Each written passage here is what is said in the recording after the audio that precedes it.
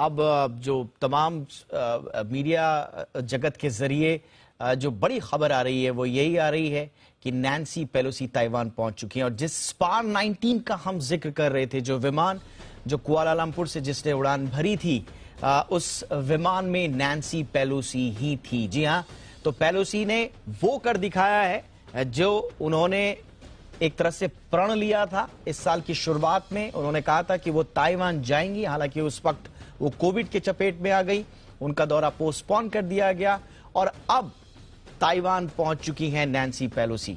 तो ये अब it is official now, Nancy Pelosi Taiwan पहुंच चुकी हैं। उनका विमान स्पार 19 जिसका जिक्र हो रहा था, पूरी दुनिया उसे ट्रैक कर रही थी। 3 लाख से ज्यादा लोग उसे ट्रैक करने में पूरी दुनिया में लगे हुए थे। एक बड़ी तादाद है पूरी दुनिया के अलग अलग कोनों से, और इसे एयरक्राफ्ट ऑफ इंटरेस्ट कहा जा रहा था। और इसे एयरक्राफ्ट ऑफ इंटरेस्ट सिर्फ यूं ही नहीं कहा जा रहा था, क्योंकि इस एयरक्राफ्ट के लैंड होने के बाद की कहानी पूरी दुनिया का नक्शा भी बदल सकती है। आशंका यही कि क्या वाकई में चीन ने जो धमकियां दी हैं, क्या उनको वो मूर्त रूप देने में कामयाब हो पाएगा या फिर सिर्फ गीदड़ भभकियां ही थी।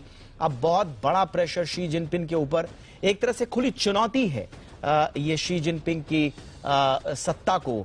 नैन्सी पेलोसी ने वो कर दिखाया है जो प्रण लेकर वो अमेरिका से गई थी अपने एशिया दौरे पर। और अब Nancy Pelosi speaker of house of representative, 52वीं स्पीकर हैं पेलोसी, और 2007 में उन्होंने एक कीर्तिमान रचा था, first women to serve as speaker of the house. बहुत तेज तर्रार और अपने फैसलों पर अडिग रहने वाली महिलाओं के नाम पर, महिला नेता के नाम में शुमार हैं। यूएस की महत्वपूर्ण शख्सियत, अगर आप हायरार्की वाइज देखें तो तीसरी सबसे बड़ी शख्सियत, प्रेसिडेंट वाइस प्रेसिडेंट के बाद अगर कोई शख्सियत बहुत महत्वपूर्ण है यूएस में तो वो speaker of the house of representative है। पेलोसी इस वक्त तस्वीरों में आपको दिख रही हैं पिंक सूट पहने हुए, और उन्होंने वो कर दिखाया है जो जिसका चीन को एक तरह से डर था। बहुत कोशिशें करी चीन ने, धमकियां दी, तल्ख टिप्पणियां करी, तल्ख स्टेटमेंट्स जारी किए जहां जहां मौका मिला चीन को, लेकिन उन तमाम धमकियों को दरकिनार करते हुए नैन्सी पेलोसी इस वक्त ताइपे में उतरी हैं अपने विमान के साथ, और अपने साथ एक हाई लेवल डेलीगेशन उनके साथ इस वक्त दिख रहा है।